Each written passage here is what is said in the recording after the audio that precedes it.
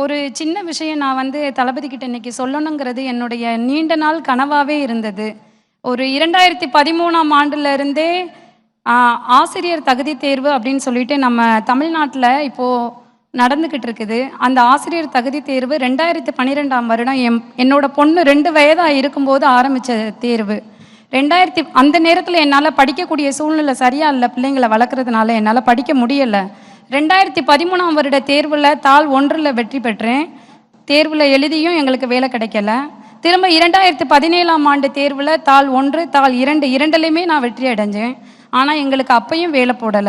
அதுக்கப்புறம் 2018ஆம் வருடம் ஜூலை மாதம் 20ஆம் தேதி தகுதி தேர்வுல வென்றவங்க தகுதி மட்டும்தான் உங்களுக்கு, போட்டித் தேர்வு திரும்ப எழுதினாதான் உங்களுக்கு வேலை அப்படின்னு சொல்லிட்டு எங்களை மட்டுப்படுத்தி எங்களோட வாழ்வாதாரத்தையே சிதைச்சாங்க. எங்களுக்கு வேலை கிடைக்காம ஒவ்வொரு போராட்டங்களும் ஒவ்வொன்றுமே இன்னைக்கு தமிழ்நாட்டில் நிறைய பேர் எடுத்து நடத்தினாங்க.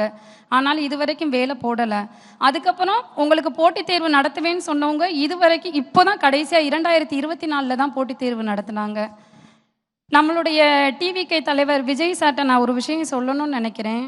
அன்றைய எதிர்கட்சி தலைவராக இருந்தவரும் இன்றைய முதல்வராக இருக்கக்கூடிய நம்முடைய முதல்வர் ஐயா இருக்காங்கல்ல, அவங்க சொன்னாங்க, இந்த அரசாணை ஒரு இருள் சூழ்ந்த அரசாணை, ஒரு நீதியற்ற அரசாணை. இதை பற்றி பேசுறதுக்கு நான் சட்டசபையில் நான் கேட்டேன். ஆனால் எனக்கு அதுக்கான வாய்ப்புகள் மறுக்கப்படுது.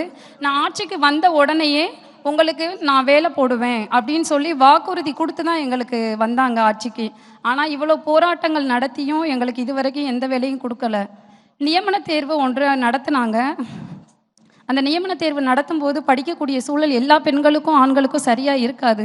என்னோட 27வது வயதில் நான் தேர்வில் வெற்றி அடைஞ்சும் 40 வயதை நெருங்க போகிறேன். இது வரைக்கும் எனக்கு வேலை கிடைக்கல. அதனால நான் சுருக்கமாக என்ன சொல்ல வரேன்னா, தளபதி நம்மளுடைய 2026ஆம் ஆண்டு சட்டமன்ற தேர்தலில் வெற்றி அடைஞ்சு ஆசிரியர் தகுதி தேர்வில் வெற்றி பெற்றவங்களுக்கு நியமன தேர்வு என்ற 2வது தேர்வு முறையை ரத்து செய்யணும். அதை நான் தளபதி கிட்ட என்னுடைய கோரிக்கையாக நான் வைக்கிறேன். எங்களை போல எத்தனையோ பேர் கஷ்டத்தோடு வாழ்ந்துக்கிட்டு இருக்கிறாங்க. எல்லாருமே நல்லா வாழ்வாங்கன்னு சொல்ல முடியாது. அதனால இந்த நியமன தேர்வுங்கிற 2வது தேர்வு முறையை தளபதி அவர்கள் சிஎம் ஆகணும், நீக்கணும், கல்வித்துறையை அவர் வசம் வச்சிருக்கணும் அப்படின்னு நான் தளபதி கிட்ட என்னுடைய சிரம் தாழ்ந்த கோரிக்கையாக கேட்டுக்கிறேன். இது தவிர நிறைய விஷயங்கள் இருக்குது. தொடக்க கல்வித்துறையில் ஆசிரியர்களே இல்லை நம்ம தமிழ்நாட்டில். ஒரு 1 முதல் 5 வரை இருக்கிற ஆசிரியர்களுக்கு இத்தனை தேர்வுகள் வைத்து எங்களை வந்து ரொம்ப வேதனை அடைய வைக்கிறாங்க.